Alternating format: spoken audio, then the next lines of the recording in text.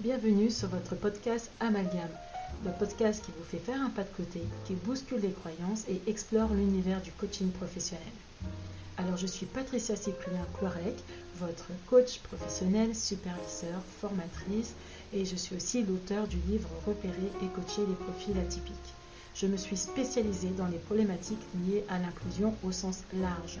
Aujourd'hui, nous allons plonger au cœur d'une question existentielle pour vous les coachs. Quelle est la différence entre la technique de questionnement, la mécanique, en coaching, et une véritable stratégie de coaching? Alors vous allez rester à l'écoute et découvrir avec moi pourquoi il est intéressant de se poser cette question, de faire le lien avec la qualité de présence du coach, de voir quelle est la place de l'un et de l'autre pour ne pas faire d'amalgame entre les deux, et enfin avoir une petite clé de réussite entre vos mains. Alors pour beaucoup, le coaching est perçu comme un ensemble de techniques à maîtriser, comme un processus à maîtriser. Et c'est vrai que cette technique, elle est indispensable. Ce processus est indispensable. C'est un socle. C'est en fait les fondations d'une maison. Cette technique, ce processus doit vraiment être là à l'origine, de manière à structurer l'entretien, de manière à valider, à assurer la posture aussi du coach, sa déontologie. Ça me fait un peu penser à l'analogie d'un danseur qui apprend des pas pour un spectacle. Bien évidemment, la technique de base, elle doit être intégrée.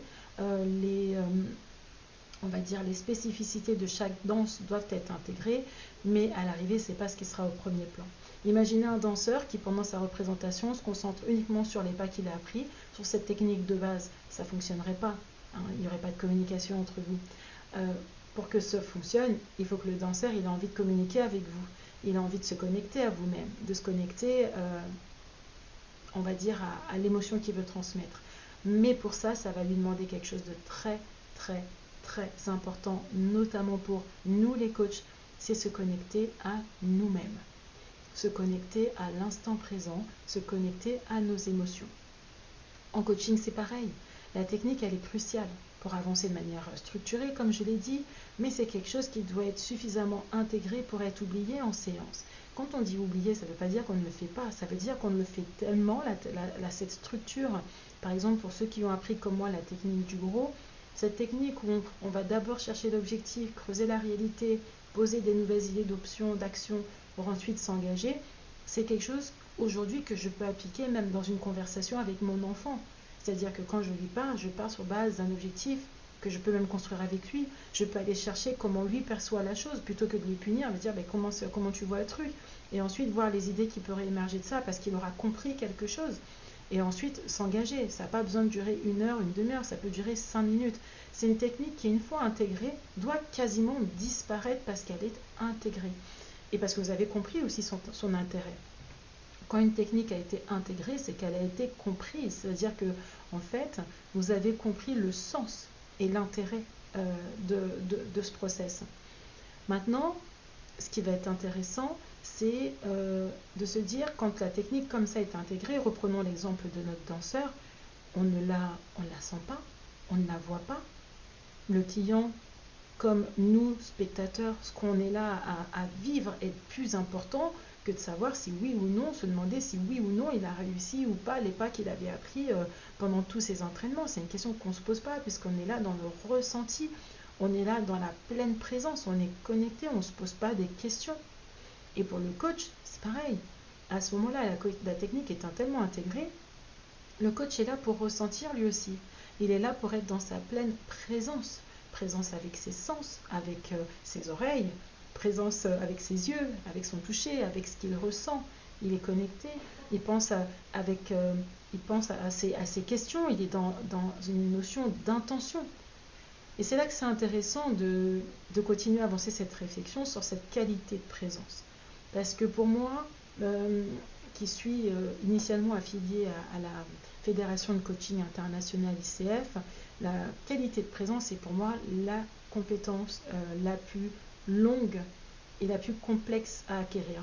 Parce qu'elle paraît simple, finalement être présent, c'est être dans la pièce, c'est être dans la visio, c'est être avec son client, c'est se dire, oui, moi je suis présent, j'entends ce qu'il me dit et ce qu'il me dit pas.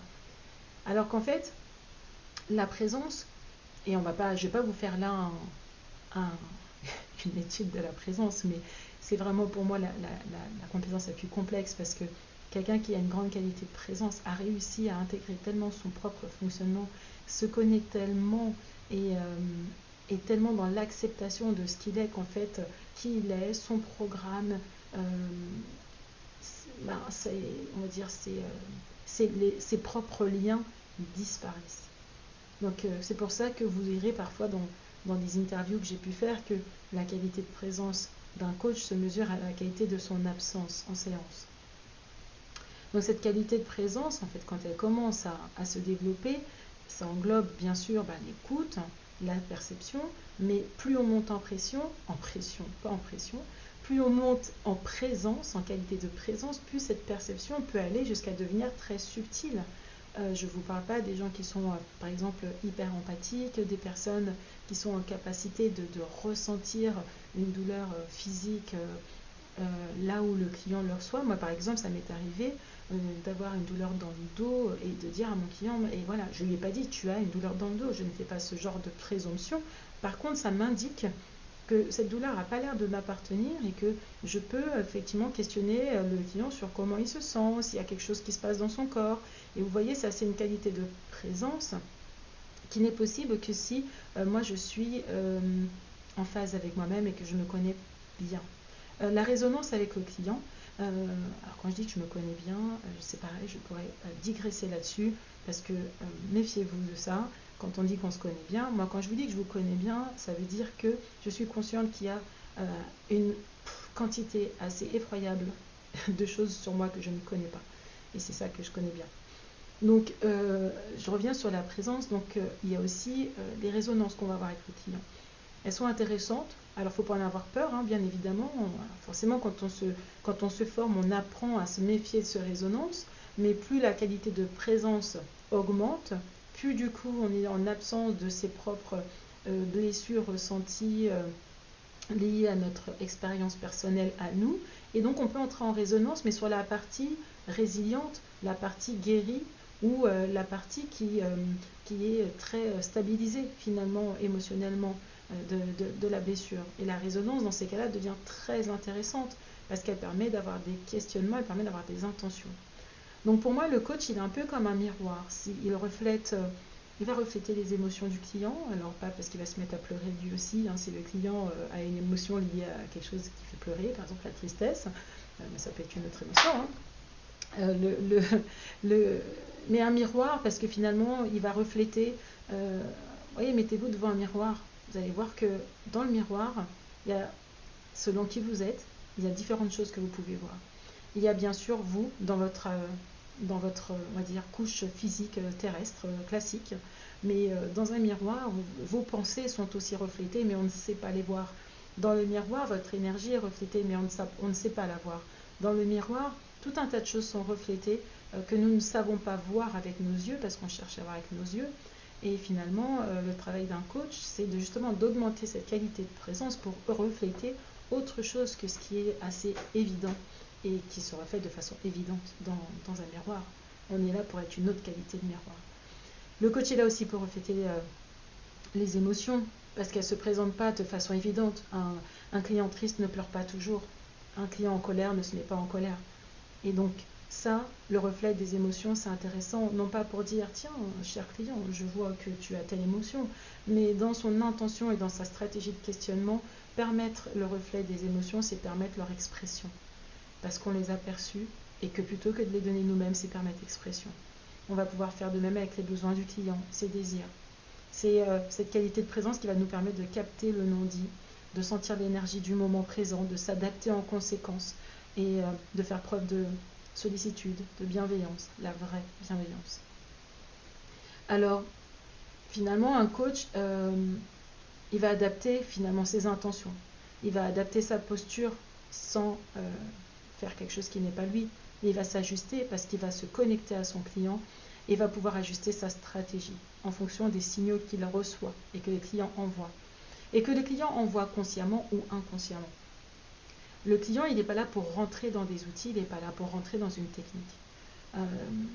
Il est là pour nous offrir des opportunités de questionnement. des opportunités à l'instant présent. Et c'est là que le coach devient pertinent. C'est quand il est capable, sur l'instant présent, de mettre en place, d'adapter son questionnement sur la base d'une stratégie ou d'une intention efficace. Et qu'est-ce qui fait que c'est efficace? C'est que c'est en lien avec le moment présent, c'est en lien avec la circonstance, on va dire l'environnement dans lequel on se trouve, et c'est en lien avec l'énergie qui est dégagée sur le moment. Donc pour faire ça, comment on peut savoir si c'est efficace ou pas? Comment on peut savoir si c'est en lien avec ce que le client veut atteindre ou pas? Ce qui est important pour ça, c'est d'avoir fixé un objectif clair. C'est d'avoir une séance qui est basée sur un objectif concret, un objectif, vous l'avez vu dans mon livre, positif, basé sur une action qui est orientée vers le futur et qui est plutôt spécifique. L'outil PASS, c'est vraiment un outil vraiment très intéressant pour déterminer un objectif de coaching qui fonctionne. Ça veut dire quoi fonctionne? Ça veut dire qu'à l'arrivée, c'est un objectif de coaching qui va vous permettre d'avoir un périmètre de questionnement qui est efficace. Alors c'est plusieurs fois que je dis efficace, donc je vais vraiment définir ce qu'est efficace.